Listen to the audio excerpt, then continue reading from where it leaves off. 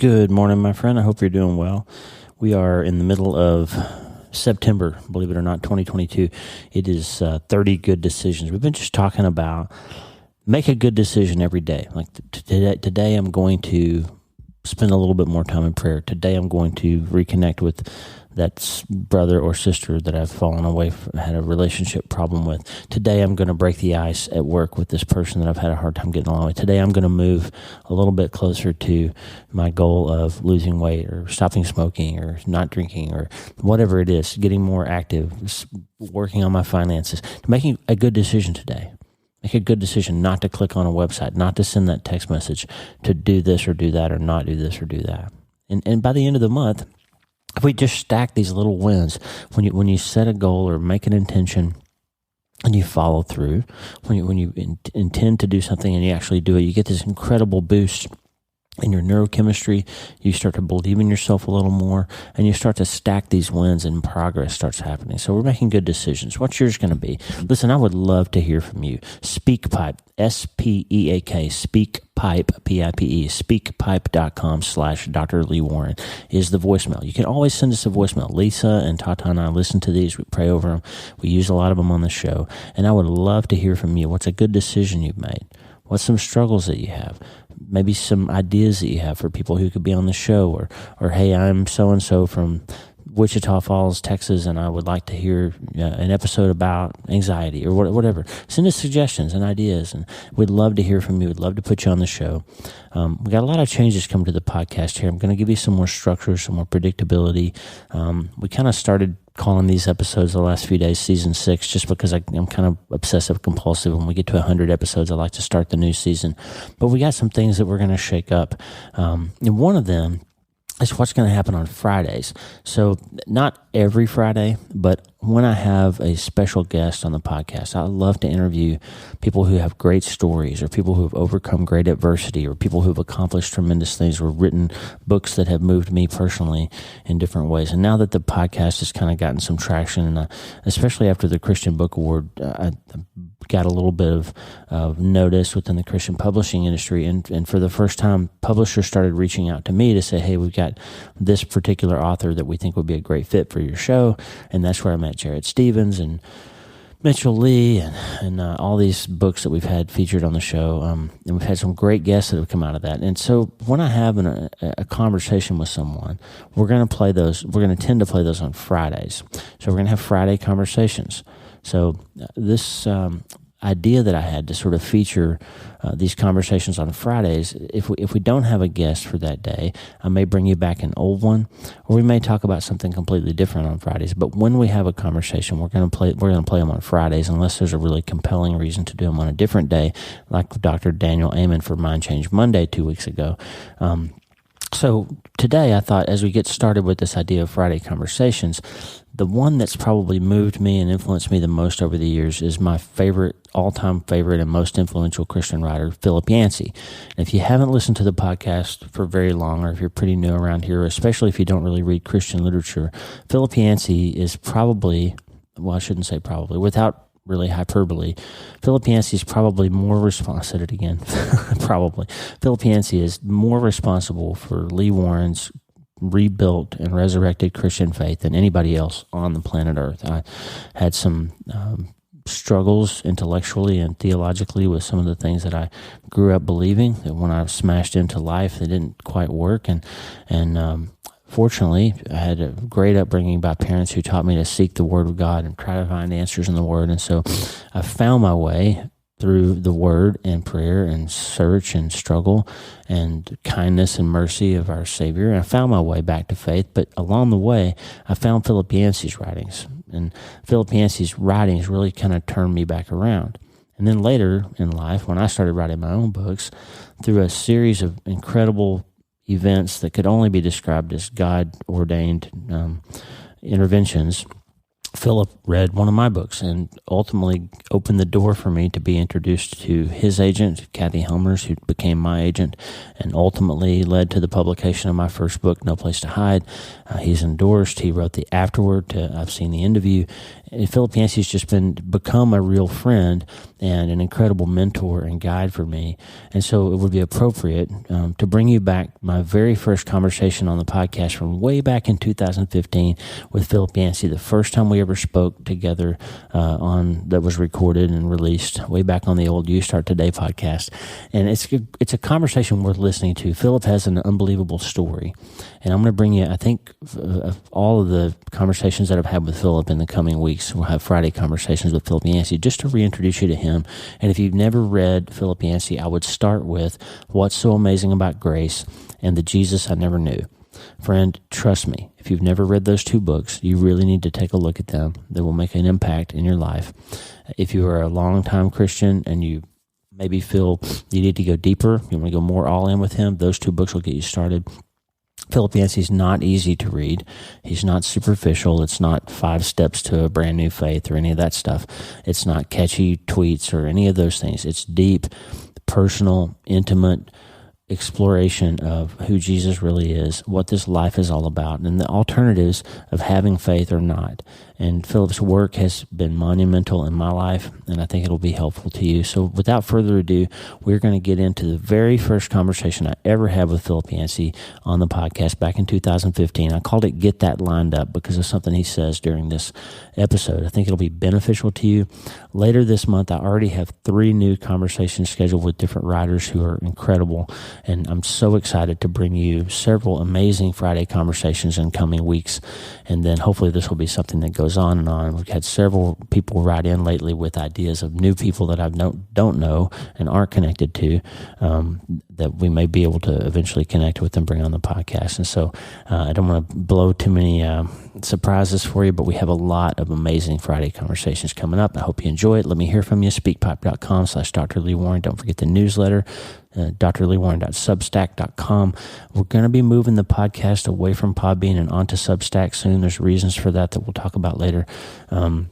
The most important reason for that is that Podbean is running advertisements on the podcast that I wasn't aware of, and some of them don't really line up with what my podcast is about or who I am or what we represent.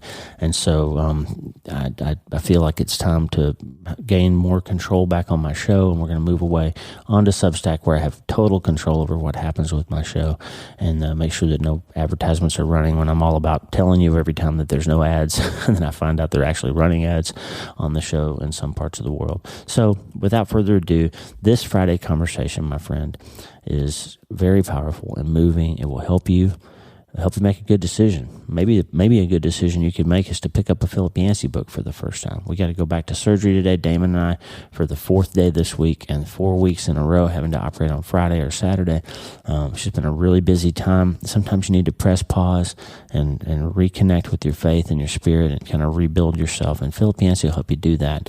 And I think it's a great Friday conversation to start this series. We love you. Don't forget the newsletter, Substack, drleewarren.substack.com, and the prayer wall is always there for you, wleewarrenmd.com/prayer, my friend. Make a decision. Check it out with Philip Yancey today. And don't forget, you can't change your life until you change your mind, and you get to start today. Today, I want to bring you an interview that I did with my spiritual mentor and my favorite, one of my very favorite writers, Philip Yancey. The man needs no introduction. He's won the numerous Christian book awards. He's a New York Times bestseller. He's sold, I don't know how many, 30 or 40 million books. But he just writes, his writing circles around pain and hope, and it always lands on hope and points you towards the faith and hope that can be found in Jesus. And back in 2015, I had Philip on the podcast for the first time. And we just talked about some deep things that I just feel led this morning to bring back to you. This episode has not been online and available for a while. And normally those old You Start Today episodes are only available for the patrons. But this one's a 40-something minute interview, conversation really, that I had with Philip way back in 2015. And the reason I'm bringing it to you is Philip's coming back on the show. He and I are going to record our conversation next week on June 4th, actually, to talk about a couple of books of his that are coming out, that have recently come out or will soon be coming out. One that he released during the pandemic, he went back and really did an amazing work of working through John Donne's work And he released a book called A Companion in Crisis, a modern paraphrase of John Donne's devotions. He's graciously sent Lisa and I an advanced copy of that. And we're going to talk about how to find some peace and hope in the moment that you're in by going back and seeing how people have handled hard things in the past. And John Donne has done that really well with a little book that he wrote 4 centuries ago, and Philip brought that back to us in a modern way. And then Zondervan is re-releasing in a slightly altered format the book that really, one of the 2 books that really changed my life and saved my faith back in the 90s, which was Philip's originally titled book, What's So Amazing About Grace. It's going to be re-released by Zondervan in a shortened form for modern readers, and I think it's so important, and I'm so excited that they're bringing it back, and it's going to be called The Scandal of Forgiveness.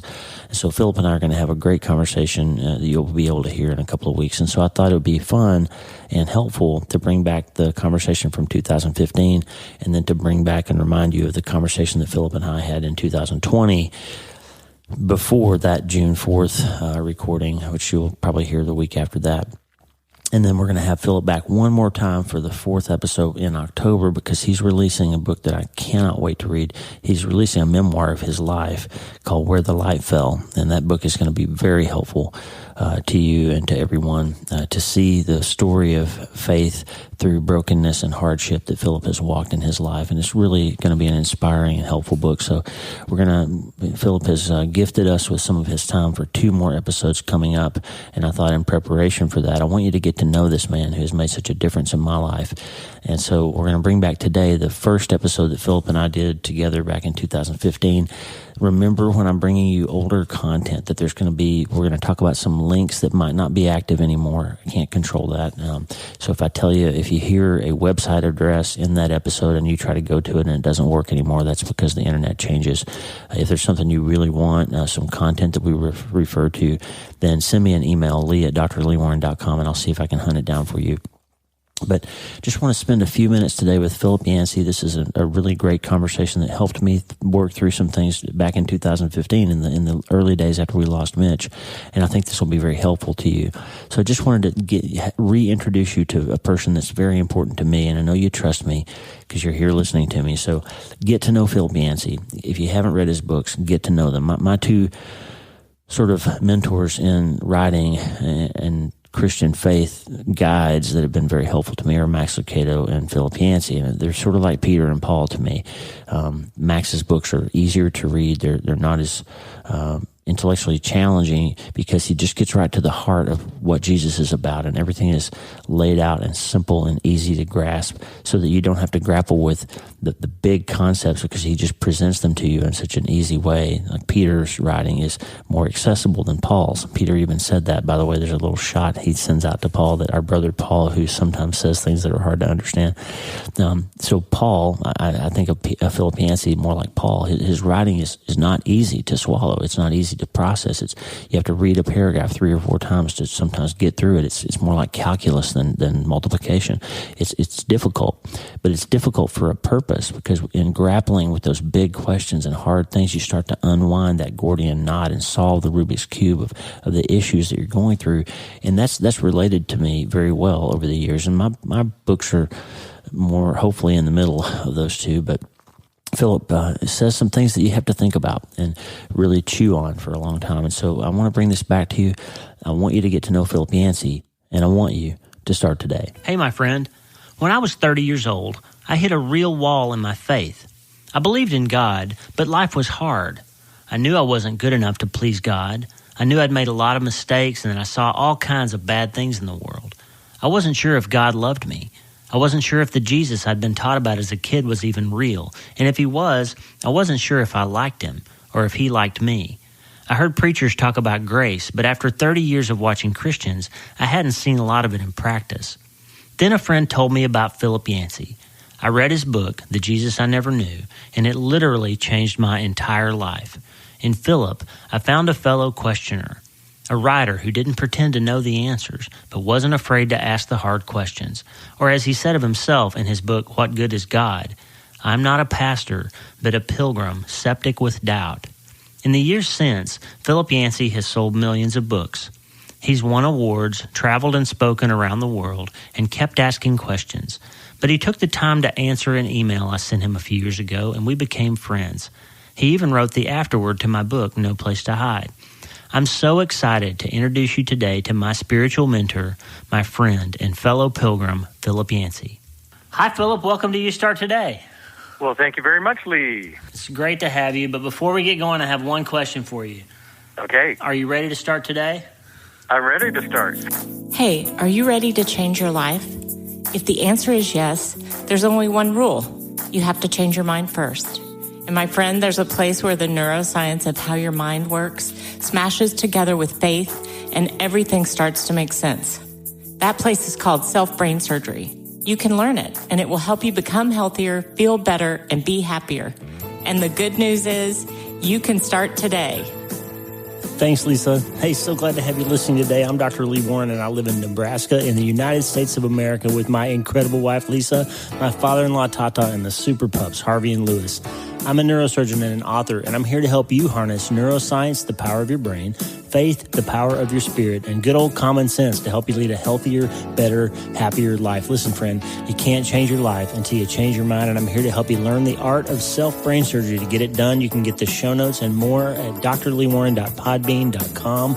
That's drleewarren.podbean.com, and if you like the show, please subscribe so you never miss an episode, and tell your friends about it. If you tell 2 or 3 friends this podcast was helpful to you, imagine how much good we can all do around the world together. I'm Dr. Lee Warren, and I'm here to help you change your mind so you can change your life. Let's get after it. Philip Yancey is a native of Atlanta, Georgia. He earned graduate degrees in communications and English from Wheaton College and the University of Chicago. He joined the staff of Campus Life magazine in 1971 and worked there for 10 years as editor and then publisher. Then Philip became a full-time writer, initially working as a journalist for publications like Reader's Digest, National Wildlife, Christian Century, and the Reformed Journal. For many years, he wrote a monthly column for Christianity Today magazine, and he still serves there as editor-at-large. He's written over 25 books. The books have won 13 Gold Medallion Awards from the Christian Publishers Association and have sold more than 15 million copies in English, among other 35-some-odd languages in the world. Christian bookstore managers selected The Jesus I Never Knew as the 1996 Book of the Year, and What's So Amazing About Grace received the same award in 1998. His most recent books are The Question That Never Goes Away and Vanishing Grace, Whatever Happened to the Good News. Philip and his wife, Janet, live in Colorado, and in addition to being an impressive writer and world traveler, he and Janet have both climbed all 54 of the 14,000-foot mountains in Colorado. It's such an honor to have Philip Yancey here with us on You Start Today. You hear stories of people who have various life experiences and then come to God. My story was like that, but it wasn't... I was an alcoholic, and then I came to God, or I was a drug addict, and then I came to God. I got converted from a really lousy church. Wow. I call it a toxic church, and it was, you're in Alabama, I know, and Yeah. I grew up in the neighboring state, Georgia, and it was one of those angry, narrow-minded, fundamentalist churches that thought everybody was going to hell, and that was racist, and I grew up in that crowd, and came away from that with kind of an allergy against religion, Wow. against faith, against God. And then various things happened to show me a different way. And ever since, as a writer, I've had the privilege, and I really do consider it a privilege, to go back, pick up parts of my past, kind of scrub them off, figure out what is worth keeping and what is not. And that's what I do in my books. So most of my books, not all of them, but most of them have been very faith-oriented about questions that most of us ask at one time or another. Why does God allow terrible things to happen? Does prayer really make a difference? You know, those kinds of questions. And we all ask them. I'm privileged because I get to spend full time thinking about them, researching them, and then trying to come up with some answers for myself first that may possibly help somebody else along the way. Wow, and you've done that. I mean, over the course of your career, your books have asked kind of hard questions. They're not fluffy books. They're not easy to read sometimes, but they made a huge difference in my life. I've shared with the listeners how your writing, especially What's So Amazing About Grace, really kind of saved me from a similar church background, and I thank you for that. Now, tell us a little bit about the kind of the work that you're doing now, about your most recent book, and kind of what's in the future for you. The most recent book really relates to what I've been talking about. It's called Vanishing Grace, Whatever Happened to the Good News. And surveys have found that there's been a dramatic decline in how people view Christians. If you do polls among, we'll call them outsiders, that's what the pollsters often do. People who, when you ask them, what is your religious affiliation? Are you Baptist, Presbyterian, Methodist, or something else, Muslim, Hindu, whatever? These people would check none. And not that long ago, in 1996, about 85% of the people who checked none, I don't have any religion, still had a positive impression of Christians. 85%, overwhelming majority. Not that much later, in 2010, if they interviewed the young people who checked none, no religious affiliation, only 16% had a positive impression of Christians. And I have found in my own kind of informal surveys, when people ask me, what do you do for a living, sitting next to me on an airplane and I start talking, I have found that the church may be as likely to turn someone away from God as to attract a person to God. And that's a problem for me. It's the one I understand because I grew up in one of those churches. But I wanted to find out what's happened, especially recently, to turn people away, and then to step back and ask myself, okay, what we believe, is it really good news? Do we have some good news to offer the world? And that's the subject of this recent book. Wow. Now, outside of the place of sitting and writing and telling other people things that you think, like in your real life, if you will, like what struggles and difficulties have you had to overcome in your life, and how do you deal with those things in your life? Oh, a lot of them relate to family. I came from rather unhealthy family. It's great for a memoir writer because you got wonderful material. That's right. You got a lot of very strange characters. I started looking for books in the library that were memoirs, stories of Southern dysfunctional religious families, and it's almost a redundant phrase, because there are a lot of them out there, and half of my family is that. And the other half is another crew entirely. They're based in Philadelphia. So overcoming some of the strands that still encircled me from childhood, and then as some of my relatives have aged, working with them. And then also, Lee, because I have written about pain and disappointment, and the very first book I wrote actually was a book called Where is God When It Hurts? Right. As a result, I've been called to speak in different places, pretty tough places like Virginia Tech after the shootings there, and Mumbai, India. We just happened to be in Mumbai, India that night. I was scheduled to speak, and then the bombings happened, the Taj Mahal Hotel, 175 people were killed. And much like September 11 here, the whole nation was in a state of shock, and I was asked to speak again that night. Wow. And then probably the most recent one was in Newtown, Connecticut, December of 2012. Very horrific scene, as we know, and just a tough speaking assignment. But I guess I believe that if my faith means anything, it's got to be able to speak to moments like that. And I've learned that it does. Wow! So you've really been surrounded and immersed in the common question that we all hear of why does God let things like that happen? Like how do you address that question when somebody asks you that? Well, I don't try to answer the why question because I don't think God has tried to answer the why question. I don't see a good explanation of it in the Bible. But I do have a good sense of how God feels. It's almost instinctive when something bad happens to think, well, I did something wrong, or God is against me, God is causing this. Right. And I'm strongly against that as I've studied every situation in the Bible where someone was suffering, I just don't see that. In fact, when people like the Pharisees or Jesus' disciples try to come up with a theory like that, Jesus would always contradict them. He would say it's not something he did wrong. It's not something his parents did wrong. Right. And yet he wouldn't fill in, here's why it happened. And yet we do know how God feels, because we who are Christians believe that Jesus gives us the very best clue into how God feels, and just follow Jesus around and see how he handles a widow who's lost her only son, or even a Roman soldier whose servant fell ill. What I like to say is, if you think we're upset by some of the things that happen in this world, God is far more upset.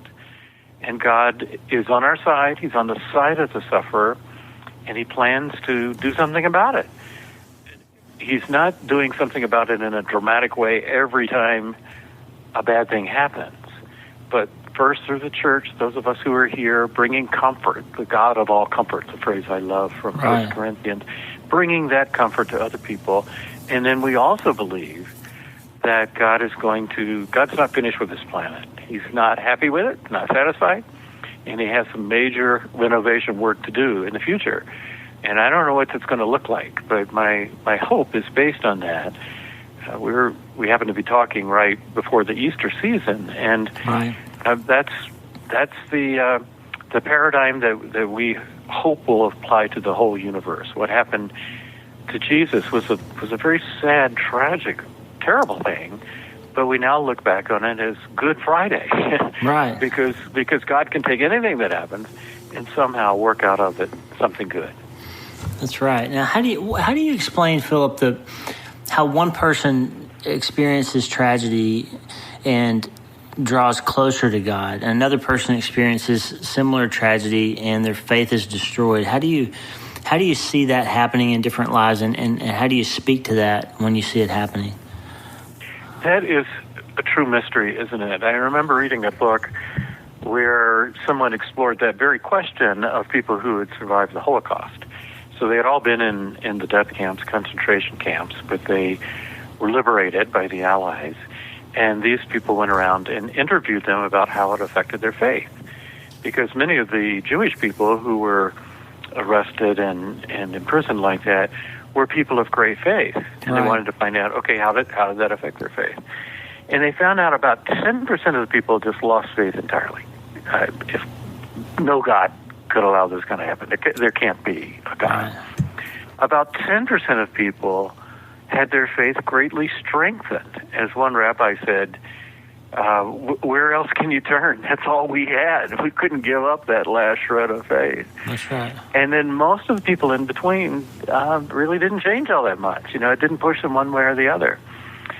Some of the stories that I have read that have moved me most are people who realized at a time like that, it's our attitude that is really going to be a decisive factor in how we survive or not. Viktor Frankl was a psychotherapist who went through the camps and developed a whole theory that the only thing we can control in a time like that is our response, our attitude. We can't control what they're doing to us. They're in control. They have all the power. But we can control, can something profitable be made from this? And when I look at the New Testament, I see that all the time as Paul and Peter and James, the various authors, write to people who are going through persecution, much as Christians in parts of the world are today.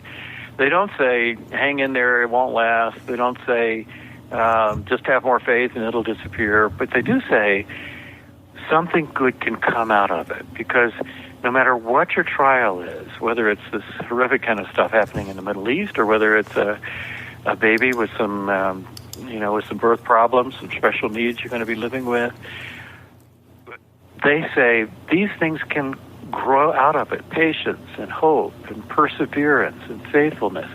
These are qualities that are hard to learn unless you go through difficult times. And I think that's the emphasis.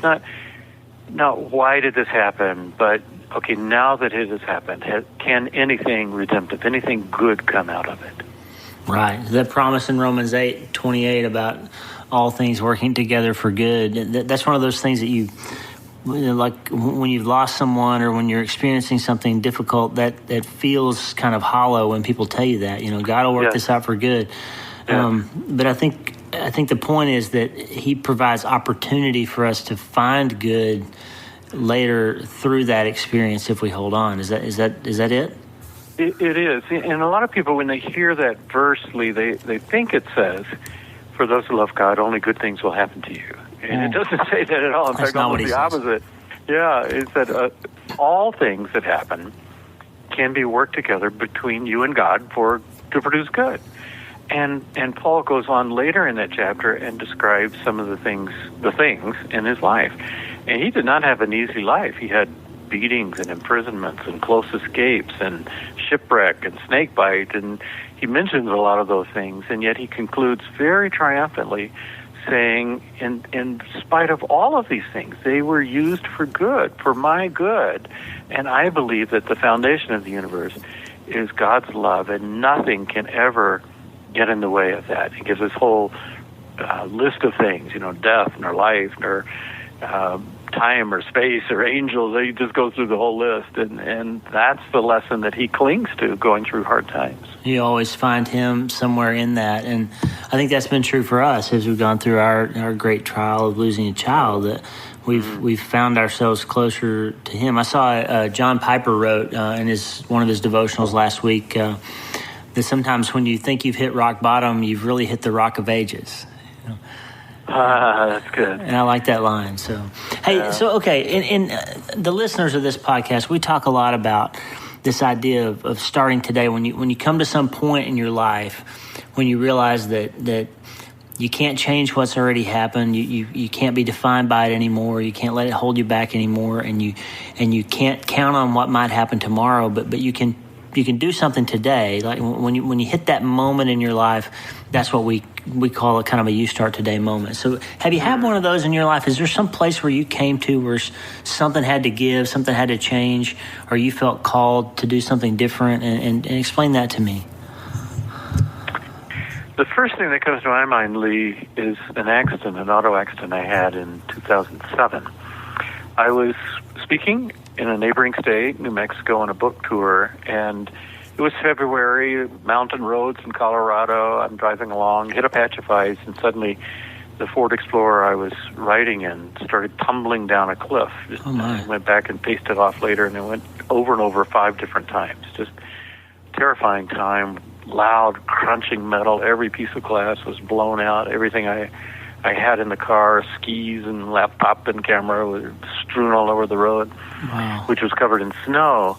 And I kind of walked around dazed, wondering, is anybody going to come down this remote little road in the mountains? And to make a long story short, some Mormon missionaries who were planting a church happened by, and one of them was involved with the ambulance corps. So they made sure that I got to a hospital and did some x-rays, found out I had a broken neck, pretty high up, the C3 vertebrae. Wow. And that can be dangerous. And I remember when the doctor came in, he said, well, we've done these CAT scans, and you've got a comminuted fracture, one of these kind of crumbling type fractures in a lot of little pieces. And what we're concerned about is whether it has punctured the carotid, I guess one of the vertebral arteries right next to it.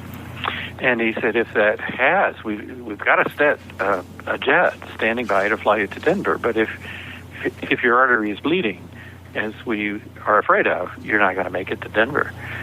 So he said, here's your cell phone. Call the people you love and tell them goodbye, just in case. Wow. And boy, that was I was in pain, but I was fully conscious and had my faculties, and I'm thinking, I could be dead 5 minutes from now. Wow. And so, as it turned out, obviously the artery wasn't leaking because I'm here talking to you 8 years later. But I had, as it turned out, 7 hours strapped down to a backboard like that as they're trying this and trying that, and I'm waiting for someone to come pick me up. I had what you might call a come to Jesus moment, Wow. And I always wondered, growing up in one of these hellfire brimstone churches that you know so well, I always wondered if I faced death, is all that going to come flooding back? Here I've been preaching grace for years, and I believed in a loving God. And I was so pleased to have none of that fear, to have a feeling of calmness and trust. Okay, even if I do die today, I trust the God who will welcome me. I trust that God is a gracious and loving God, and the things I've been writing about are true. And then when I came out of that start today moment, for one thing, I went through what I call a days of grace, D-A-Z-E, days of grace, just walking around kind of dazed. Wow, grass, it's so beautiful. Yeah. The sky is so blue, especially in Colorado. And look at those clouds, aren't they great? You know, like a child discovering the earth for the first time. And some of the things that I thought were such huge problems that I struggle with all the time, issues in my marriage, for example, that I thought we're never going to get through these. We'll stick together, but, you know, kind of grim-faced. They just didn't seem that important anymore compared to a wife who was willing, if I ended up paralyzed, paraplegic, she was willing to just jump into whatever was necessary to be a caregiver. Wow. So that was definitely a start today moment for me. And frankly, that's why I'm working on this memoir. When I was younger, I would just choose, hey, this sounds like fun, I think I'll write that. Oh, that looks like fun, I think I'll write that.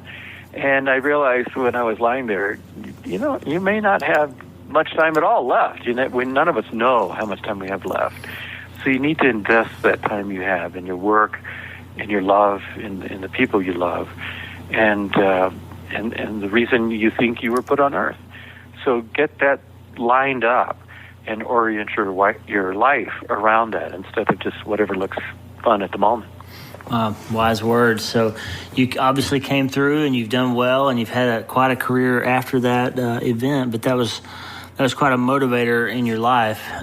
It's encouraging to me to hear you say that your faith wasn't really challenged, that you found comfort in your faith in that hard time. That I guess all of us wonder what will happen to us if we're faced with such an encounter. So that's good news that your faith was strong in your dark hour. Hey, I have a couple of listeners that have sent in questions. If you don't mind, Philip, I'd like to let Arthur from Alabama has a question. Hi, I'm Arthur Moore from Prattville, Alabama. Phil, my question is, how do you deal with when family and friends find out that you are a Christian and they start to use the word of God and quoting scriptures to get what they want from you, such as to get money or to get you to do something for them, knowing that for well that they are not believers in God or Jesus Christ, and when they use those things just purely for their gain, and they want to test your belief in your faith in God or in Christ? Well, that's quite a question. I don't think I've ever been asked that before. It's a good question. It is a good question. And I notice when I read the Gospels, I notice that Jesus seems to have the hardest time with people just like Art described. People who are kind of sanctimonious and quote the Bible to him, and they're always trying to pin him down and judge him and get their hooks in him. And right. Especially if you combine that with family, oh my goodness, that's a major challenge. Because family they know what buttons to push. And in my own case, my family often disapproves of what I write, choices I make, and it's important for me not to get sucked in and let them determine for me what I believe is important, what I believe is right. So I would say to Art, their family, you got to deal with them. You can keep from letting them determine your life, but still do it with a gracious style. Don't let them quote scripture and try to get you to do things that you know are wrong. Jesus didn't do that. I mean, just look at the conversations he had with the Pharisees. They're always scolding him about this and that, and he just blows them off and blows them away sometimes. He has some pretty stern words. And yet, the people who were sincere, he always reached out to, treated with great grace. It's tricky being family because there are all these subconscious ties between us that we can't do anything about. Right. But I'm encouraged, Art, to hear you say that you know when it's right and when it's not right, and don't compromise. Don't compromise what you're convinced is truth, and yet at the same time try to do it in a gracious style and just say, well, I see things differently, and I have to make my own choices as you do. And they may be different, but I still love you. You're still my brother. You're still my uncle, whichever family member it is. Try to do both at the same time. That's great. Great question. Great answer, Philip. Thank you. We have one more question from Mark in North Carolina. Hi, Philip. My name is Mark. I recently heard another author say that great writers are great readers. I was wondering what books you're reading right now, maybe one from fiction and one from nonfiction, people that you think are great writers. Thanks. You're absolutely correct that the way to become a better writer is just to keep reading people who are better writers than you are. That's the only way to learn. It's just like if you play tennis with someone who's not nearly as good as you are, you're not going to improve. You got to play with people who are better. And I have an easy answer to that. It's not exactly what I'm reading right now, but I wrote a book called Soul Survivor that tells of people, great writers, who inspired me. Some of them are old-time people like Tolstoy and Dostoevsky, but also there were some I interviewed in person, Frederick Buechner, Henry Nouwen, people like that. And if you want to know the kind of people I gravitate toward, those would be the kind of people. Recently, I've mostly been reading memoirs because it's a new form for me to write. And when I try something new, I want to go to the good people. I counted up the other day. I read about 250 memoirs in the last few years. Wow. Just one after the other, trying to find out what makes a good memoir. What can I learn? And every one of these books stimulates something out of childhood memories or whatever that I wouldn't have thought of if I had not read that book. So if you want to know my taste in books, pick up Soul Survivor. And one of these days on my Facebook or website or something, I'll publish some of the memoirs that really stand out to me too. And I just encourage you to keep reading. I'm encouraged to find out that there are people out there who are actually still reading books. There are many. So we do a book a week challenge on the website, and lots of folks, including Mark, write in and tell us what they're reading every week. So, oh wow, that's great. So, one more question. Someone who wished not to be identified said, "I'm a Christian. I try to live my life correctly. I try to do everything right, and my life never stops being hard. Philip, why does life always have to be so hard?" So hard. I remember a book that was a bestseller a number of years ago, and I got to know the author a little bit, and that is The Road Less Traveled by Scott Peck. Right. And I remember the very first line, life is difficult. That's the first sentence he came up with. And frankly, if I was trying to sell a book, that's probably not the first sentence I would come up with. But right. It became this huge bestseller because people identified, just like this listener, people identified, yeah, you're right, it is difficult. So what do we do about it? What do we do? I'm old enough, I'm 65 this year, and it's one of those hallmark times when you kind of look back on life, and we go through seasons. There are some seasons that are really hard. I was giving a talk a few places overseas, and I talked about the seasons of our faith, going through springtime, summertime, fall, and winter. And winter is the tough time. That's you know about that, Lee, and losing right. your son, and of course you saw many people going through that when you were in service in Iraq, people who are losing body parts and their whole lives changed. And one thing that struck me as I was thinking about winter, I came across a line from a botanist that I'd never thought of before, and that was, he said, he said in the winter, trees look dead. I look out my window right now. I live in Colorado. There's not a leaf on the deciduous trees. They look like dead sticks. Right. I don't know whether this aspen is dead, will come back to life in spring or not. It looks dead. But the botanist will tell you that it actually does most of its growing in the winter season. Puts down roots. That's where the main growth occurs. And if it doesn't happen, then it won't come back to life in springtime. And I've seen that again and again. I remember going to some of these places like Newtown and Virginia Tech, and even mega disasters like the Japan tsunami, and seeing in person how communities pulled together, Hurricane Katrina, the way churches pulled together and the survivors pulled together and became stronger. And that's happened again and again. It's just after September 11th, the United States, we don't turn away from each other. We pull together at a time like that. And that winter season can be one of the times of growth. When you're in the middle of it, you can't see it. You're just trying to stay alive. You're just trying to survive. But later, you can look back and say, now I understand. There are things that happened during that period that nourished everything that has happened since. Wow.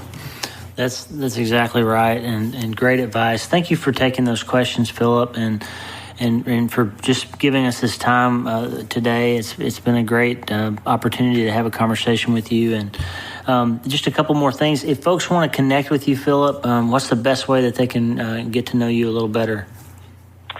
I do have a website and Facebook. I don't do Twitter yet. I keep getting publishers trying to twist my arm, but I don't know. It takes me more than, 140, 160 characters to say something.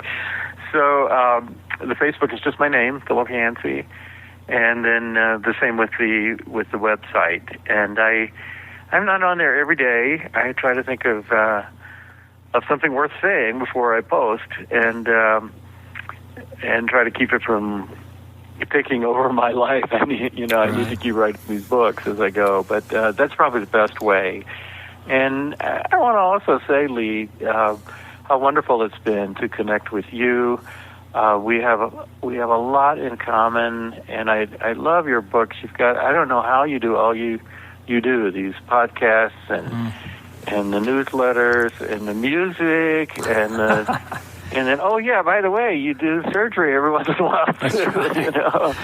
But we've both been touched by some of the same authors, and it's been a joy. I hope all your listeners by now have bought your book and read it, because it's great, and I expect much more down the road from you. Well, thank you, sir. And, I've told the folks this before, but my book probably wouldn't be in existence without you. And I love that we've developed a friendship and just have so much respect for you. And I thank you for the work that you're doing and the lives that you're touching. And just really, really, really appreciate you, Philip. Thank you so much. Have one more question. Okay. So this is always the last question I ask people, and I think it's the most important one. Somebody out there is stuck in some place in their life, whether it be in their faith or in some difficult situation. What's Philip Yancey's advice for them to help them start today to make tomorrow better than today? I mentioned that Scott Peck wrote this book, The First Sentence Was Life is Difficult. And I almost think that life should come with a warning label on the wrapper. I remember seeing advertisements on television for some difficult thing, and it'll say, professional drivers do not practice this in your home. Right. Life should come with a label of do not practice this alone. That to me is the key, because when we isolate ourselves and we try to bear these hard times alone, it just weighs you down. Find people, a supportive community. For some, it's family. In my case, it really wasn't. For some, it's church. Some people have a hard time with church. But just don't do it alone. I have seen these surveys. I mean, you do surgery all the time, Lee, and you know what it takes for people to recover. And you can't say to people, look, if you just pray hard enough, then God will heal you and you won't need the surgery. It just doesn't happen. It may happen every once in a while, but it's a miracle. It's not an ordinary thing. But you can't say this. You can say, if you are connected with a community that loves you, especially a community of faith, you will recover faster and better. That's right. And the reason is the things that keep us from recovering are things like guilt and fear and anxiety and stress. And if you've got people who will take care of the food you need and make sure you have a ride to the doctor and look after your kids or look after your dogs, you don't have to worry about those things, then you can use all your emotional health to line up with the rest of your body and spiritual health, physical health, and get your body back where it should be. So I guess that's what I would say. Not all of us are recovering from surgery, but the same principle applies in anything we go through. Don't practice it alone. Find some people that you can lean on, and then people who can lean on you when you're in a healthy place. We go through these seasons, and the only way to survive is for us to develop the kind of community that gives us strength whatever season we're in. Well said, sir. And Philip, I really appreciate it. Thanks so much, and God bless you very much. I enjoyed it. Good questions, Lee, and the rest of your listeners out there. Thanks, Philip. That was a great conversation, and it was a real honor to have you on the show today. I learned so much from you, as always. My friend, let's look at Philip's story through the lens of our 5 truths for this year that we've been working through on the podcast. Number 1, past losses can teach us, but they cannot define us. Philip found God in spite of being raised in a judgmental, toxic church. I got converted from a really lousy church. He had to overcome this church abuse, bad theology, racism, and the amazing ways in which the church can keep us from seeing who Jesus really is. Number 2, massive change requires massive action. Philip had to resurrect his faith, and he did it by leaning into the hard questions his upbringing had implanted into him. And I grew up in that crowd and came away from that with kind of an allergy against religion, against faith, against God. He had an allergy to church because of bad, people in the church, not the church itself, but people who just didn't get it right. And Philip had to overcome that allergy to church by getting to know Jesus. Number 3, if you want to feel better, you have to do better. Philip rejected the prison of his past and decided to work hard to move into his future. And then various things happened to show me a different way. And ever since, as a writer, I've had the privilege to go back, pick up parts of my past, kind of scrub them off, figure out what is worth keeping and what is not. And that's what I do in my books. Number 4, peace is achievable in spite of circumstance. For Philip, the family and church difficulties he'd faced made him realize he needed a community of people to help him find peace and strength. He found that in the global church of people who knew the answer to his own question, what's so amazing about grace? We go through these seasons, and the only way to survive is for us to develop the kind of community that gives us strength whatever season we're in. Number 5, the time to start is today. You start today, my friend. As Philip said, life ought to come with a warning label, but it doesn't. Life is hard and there are no guarantees, but when you know that you're being called to the fact that you can no longer let your yesterdays define your tomorrows, that's when you start today. Hey, thanks for listening. The Dr. Lee Warren podcast is listener supported. Check out patron.podbean.com/Dr. Lee Warren. That's patron.podbean.com/Dr. Lee Warren. Patrons and partners get free books, transcripts, special patron-only episodes, and more. And partners like you allow us to stay ad-free and keep growing. Please subscribe to the show so you automatically get every episode. And if you like the show, you'll love my weekly letter. Check out my writing at drleewarren.substack.com, drleewarren.substack.com. Get the free newsletter every week for my best prescriptions for becoming healthier, feeling better, and being happier through the power of faith and neuroscience smashing together via self-brain surgery. drleewarren.substack.com. And if you need prayer, go to the prayer wall at wleewarrenmd.com/prayer. The theme music for the show is Make Us One by Tommy Walker, graciously provided for free by the great folks over at TommyWalkerMinistries.org. Check it out and consider supporting them. TommyWalkerMinistries.org. Remember, you can't change your life until you change your mind, and the good news is you can start today. I'm Dr. Lee Warren. I'll talk to you soon. God bless you, friend. Have a great day.